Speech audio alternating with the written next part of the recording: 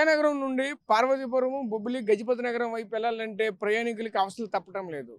సుమారుగా చూసుకుంటే సంవత్సరాలు గడుస్తున్నా సరే ఇంతవరకు కూడా కేఎల్పురం దాటిన తర్వాత ఉన్నటువంటి రైల్వే బ్రిడ్జి ఇంతవరకు కూడా పూర్తయిన పరిస్థితి కనిపిస్తుంది. ఒకవైపు ఆర్ఎండ్బి డిపార్ట్మెంట్ తరపు పూర్తిగా మేమైతే చేస్తున్నామని చెప్తున్నప్పటికీ కూడా పూర్తిగా ఎక్కడ వేసిన గొంగలు అక్కడే కనిపిస్తున్న పరిస్థితి కనిపిస్తుంది. సంవత్సరాలు గడిచినా సరే ఈ యొక్క మార్గానికైతే ఇంతవరకు కూడా పూర్తి స్థాయిలో పూర్తి అవ్వలేదనేటువంటి పరిస్థితి కనిపిస్తున్నాయి. మరి చూడొచ్చు ఈ బ్రిడ్జి ఒకవైపు కన్స్ట్రక్షన్ అవుతుంది, సైడ్ నుంచి అయితే వేయించారు. ఈ సైడ్ నుంచి వేసి చూస్తుంటే ఇదంతా కూడా గుంతల మయంగా మారిన పరిస్థితి కనిపిస్తూ ఉంటాయి. ఈ గుంతల మయం కారణంగా పూర్తిగా చాలా మంది చూస్తూ ఉంటే ఎంతో మందికి యాక్సిడెంట్లకు గురయ్యి హాస్పిటల్ పాలైన పరిస్థితులు కూడా కనిపించాయి. చూస్తూ ఉంటే చాలా మంది చూసుకుంటే పూర్తిగా ఇప్పటికి కూడా ఇక్కడ యాక్సిడెంట్ జరిగినటువంటి కంప్లీట్గా బెడ్ రెస్ట్ ఉన్నటువంటి పరిస్థితులు కూడా కనిపిస్తూ ఉన్నాయి. అదేవిధంగా ఇక్కడ ఉన్నటువంటి వాళ్ళు అంతా కూడా ఒకటే చెప్పుకొస్తున్న నేపథ్యం ఇదే మార్గం కూడా రోజుకి కొన్ని వేలాది వాహనాలు అయితే ప్రయాణం చేస్తూ ఉంటాయి. అదేవిధంగా స్థానికంగా ఉన్నటువంటి మంత్రులు, ఎమ్మెల్యేలు అలాగే ప్రజాప్రతినిధులు అందరూ కూడా ఈ యొక్క ప్రాంతానికి చెందిన వాళ్ళు ఈ యొక్క ప్రాంతం కూడా ప్రతి ఒక్కరు కూడా విజయనగరం నుండి అటువైపు ప్రయాణం చేయాలంటే ప్రతి ఒక్కరు కూడా తీవ్ర అవస్థలు పడుతున్నటువంటి పరిస్థితి మనకు కనిపిస్తూ ఉంటాయి. ఇదే క్రమంలో మనతో పాటు మాట్లాడే కొంత ప్రయాణికులు కూడా వచ్చారు. చెప్పండి, ఏ విధంగా ఇబ్బందులు పడుతున్నారు ఏంటి? ఈ రోడ్డు వల్ల చాలా ఇబ్బందులు పడుతున్నామండి. వచ్చే వాళ్ళకి, పోయే వాళ్ళకి చాలా డస్ట్ ఎలర్జీ కూడా వచ్చేస్తుంది. అసలు రైల్వే కాంట్రాక్ట్ తీసుకునేటప్పుడు కంపల్సరీగా ప్రతిరోజు వాటరింగ్ చేస్తుండాలండి. డస్ట్ ఎగరకుండా కనీసం ప్రమాణాలు కూడా పాటించకుండా ఇక్కడ వర్క్ చేస్తున్నారు. ప్రజలకి దీనివల్ల చాలా ఇబ్బంది ఉంది. ఫ్యూచర్లో ఇక్కడ యాక్సిడెంట్లు అవడానికి కూడా అవకాశం ఉంది. ఎందుకంటే ఈ దీపావళి పండుగ సందర్భంగా విపరీతమైన రద్దీ పెరిగే అవకాశం ఉంది. దానివల్ల ఇక్కడ యాక్సిడెంట్లు అయ్యే ప్రమాదం ఉంది.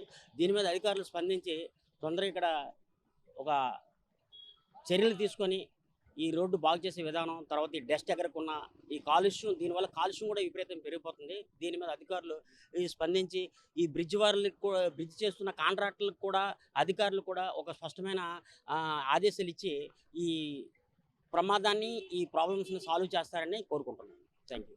చూసాం కదా, ఇక్కడ సంబంధించిన ప్రయాణికులు కూడా ఆవేదన వ్యక్తం చేస్తున్న పరిస్థితి కనిపిస్తుంది. ఎందుకంటే ఈ యొక్క ప్రాంతం కూడా ప్రయాణించాలంటే ఖచ్చితంగా ఈ శ్వాసకోశ సంబంధించిన వ్యాధులకు ప్రతి ఒక్కరు కూడా గురవుతున్నట్టు కూడా చెప్పుకోవాల్సిన పరిస్థితి కనిపిస్తుంది. ఎందుకంటే ఈ ప్రాంతం కూడా ప్రయాణించారంటే చల్లు దుమ్ము ధూళితో ఎగురుతున్నటువంటి పరిస్థితి మాత్రం కనిపిస్తూ ఉంటాయి. ఎందుకంటే నిత్యము రద్దీగా ఉన్నటువంటి ఈ ప్రాంతం అంతా కూడా పూర్తిగా దుమ్ము ధూళిమయమైన పరిస్థితి చూడొచ్చు. మనం ఆర్టీసీ బస్సు అయితే వెళ్తుంది, ఆర్టీసీ బస్సు వెళ్ళిన తర్వాత చూడొచ్చు ఎంత దుమ్ము ధూళి ఎగురుతుందంటే దాని వెనకాల ప్రయాణిస్తున్న ప్రయాణికులు అయితే తీవ్ర ఇబ్బందులు ఎదుర్కొంటారు. కేవలంగా ఈ దుమ్ము ధూళి ఎగురిన కారణంగా పూర్తిగా కళ్ళల్లో పడిన తర్వాత వెంటనే అక్కడ గుంతలు కూడా ఉన్నటువంటి పరిస్థితి, గుంతల్లో పడి ప్రమాదాలకు గురైనటువంటి పరిస్థితులు కూడా ఎన్నో గతంలో చూసిన పరిస్థితి కనిపిస్తుంది. ఇదే క్రమంలో మనం చూడొచ్చు, ఏదైతే ఒకవైపు దీనికి సంబంధించిన కాంట్రాక్టర్లు ఎవరు ఉన్నారో ఆ కాంట్రాక్టర్లు కూడా పూర్తిగా పక్కనే ఉన్నటువంటి రోడ్డు కూడా పూర్తిగా వదిలేశారంటూ కూడా చెప్పుకోవాల్సిన పరిస్థితి కనిపిస్తుంది. దీనికి సంబంధించిన ఒకవైపు రైల్వే సంబంధించిన అధికారులు కావచ్చు, మరోవైపు ఆర్ఎండ్బి డిపార్ట్మెంట్ సంబంధించిన అధికారులు ఇద్దరు కూడా సమన్వయంతో ఈ యొక్క బ్రిడ్జిని అయితే పూర్తి చేయాలి. ఈ రోజు చూస్తూ ఉంటే ఆ విధంగా అయితే కనిపించిన పరిస్థితి కనిపిస్తుంది. ఎందుకంటే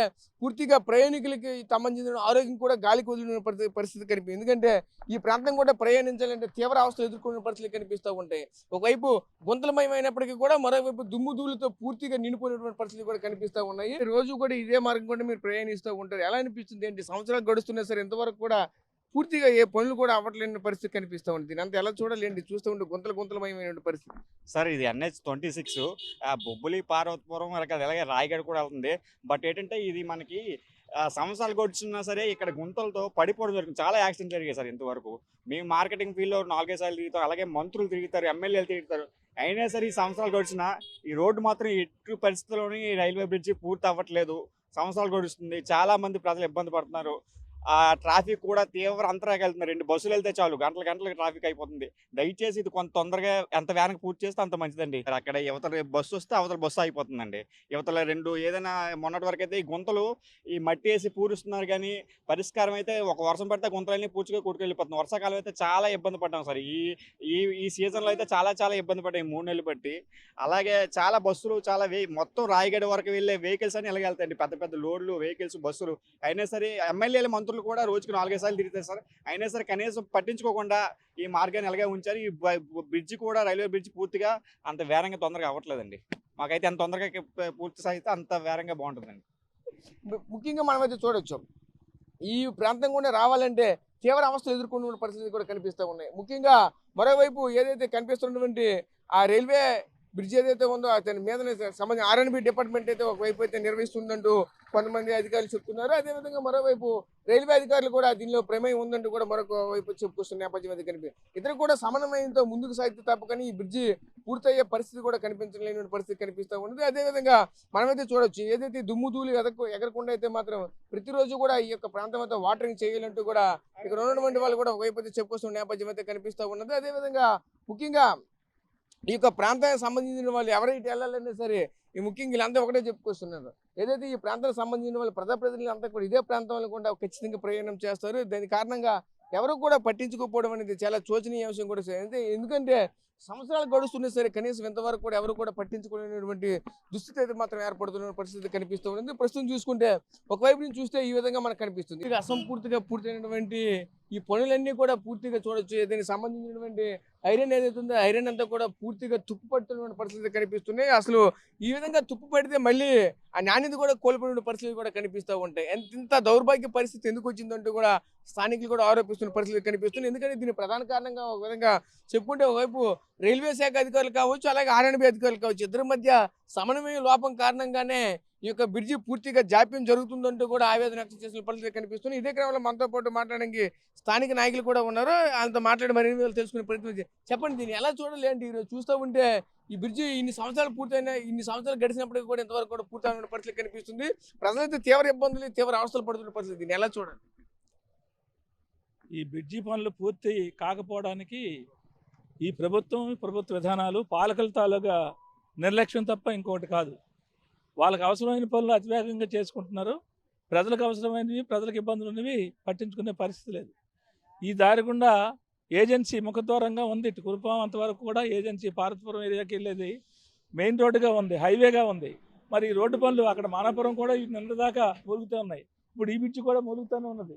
ఎప్పుడు ఎలాగవుతుందో తెలియదు. ఇటు ఆర్ఎన్బి కానీ అటు రైల్వే కానీ రెండు సమన్వయం చేసుకొని పూర్తి చేసి ప్రజలకు ఇబ్బంది లేకుండా చూడాల్సిన ఈ పని రెవెన్యూ వాళ్ళకి, ఆర్ఎన్బి వాళ్ళకి పట్టట్లేదు, ఇప్పుడు రైల్వే వాళ్ళకి పట్టడం లేదు. కాబట్టి ప్రజల పరిస్థితి ఏమిటనేది వీళ్ళకి అవసరం లేదు. వీళ్ళు మానాపురం దగ్గర పెట్టారు టోల్ గేట్ మీద 100 రూపాయలు రోజు వసూలు చేస్తున్నారు, వేలకు వేలు వసూలు చేస్తున్నారు. ప్రభుత్వం బస్ ఛార్జీలు పెరిగిపోయినాయి. ఒకరికి ఉన్న ఛార్జీ మీద 10 రూపాయలు 20 రూపాయలు బస్ ఛార్జీలు పెరిగినాయి. ట్రాన్స్పోర్ట్ మొత్తం వెహికల్స్ 4 వీలర్స్ అందరూ కూడా విపరీతమైన బాధు ఈరోజు వేస్తున్నారు. ఇక్కడ ఎస్కోట్ వెళ్ళే రోడ్లో పెట్టారు, అటు జొన్నవలస దగ్గర పెట్టారు. అన్ని రకాలుగా టోల్ గేట్లు పెట్టి ఈ రోడ్లు బాగు చేస్తామని చెప్పేసి వేలాది కోట్ల రూపాయలు ఈరోజు కొల్లగొడుతున్నారు. ఇప్పటికీ డబ్బులు లేవు, అది లేవు, ఇది లేదని చెప్తున్నారు. చేయాల్సిన పనులు వేగంగా చేసి వసూలు చేసిన ప్రజలు భరిస్తారు. కానీ డబ్బులు ఒక పక్కన కొల్లగొడుతున్నారు. అనేక రూపాయల పన్నుల రూపంలో వస్తున్నాయి. పన్నుల రూపాయలు వచ్చిన డబ్బులన్నీ దీని మీద పెట్టుబడి పెట్టాలి. అవి చాలకి టోల్ గేట్లు పెట్టి వసూలు చేసి ప్రజల ఎత్తున భారం వేస్తున్నారు. మరి ఇన్ని భారాలు వేస్తున్నా కానీ ప్రజలకు మాత్రం ఈ సౌకర్యాలు కల్పించడంలో తీవ్రమైన జాప్యం, తీవ్రమైన నిర్లక్ష్యం ఈ పాలకులకు ఉంది.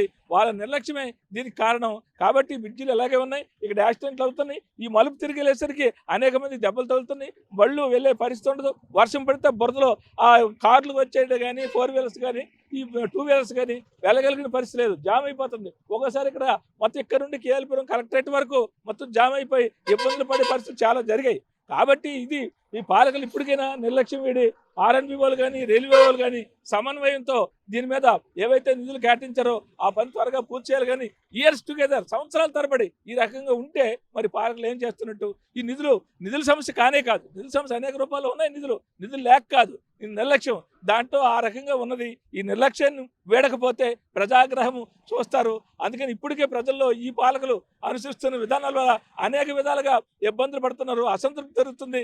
ఇంకా కూటమి కావచ్చు, గతంలోనూ వైసీపీ ప్రభుత్వం కావచ్చు, ఇప్పుడు వచ్చిన వీళ్ళు కావచ్చు, ఎవరైనా కానీ పాలకులు ప్రజల కోసం ఆలోచించాలి, ప్రజల సమస్యలు పరిష్కారం చేయాలి, నిధులు కేటాయించాలి, ప్రజలకు అసౌకర్యం కల్పించకుండా చేయాల్సిన బాధ్యత ప్రజలే కాదు. ఇప్పుడు మంత్రులు ఎక్కడ రాష్ట్ర ముఖ్యమంత్రి వచ్చారు, మన దత్తరాజర్ వెళ్ళారు, రకరకాల మంత్రులు, మినిస్టర్లు, రకరకాల వాళ్ళందరూ రాజకీయ ప్రతినిధులు అన్ని రకాల ప్రయాణం ఇక్కడే జరుగుతుంటే అందరూ బ్రిడ్జి చూసుకుంటూ వెళ్తున్నారు. కానీ దానికోసం ఆలోచించే పరిస్థితి లేదు.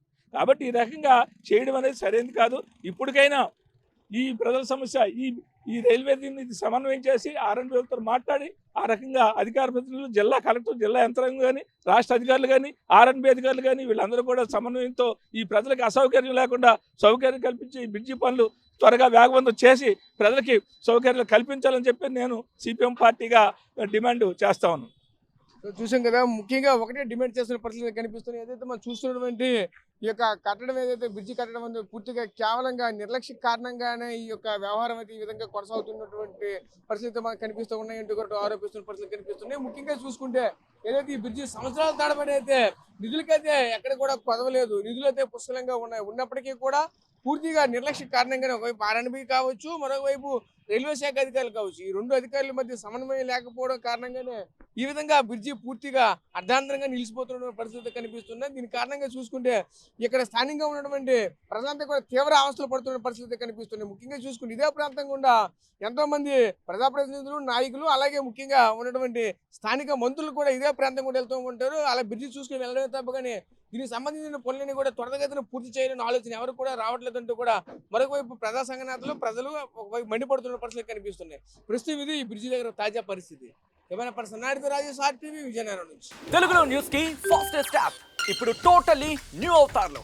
జస్ట్ 5 seconds లో కంప్లీట్ న్యూస్, సోషల్ మీడియాలో ట్రెండ్స్ కి one stop solution, live TV app, voice search option తో ఇప్పుడే డౌన్లోడ్ చేయండి లేదా అప్డేట్ అయిపోండి. యాప్ లింక్ డిస్క్రిప్షన్ లో ఉంది.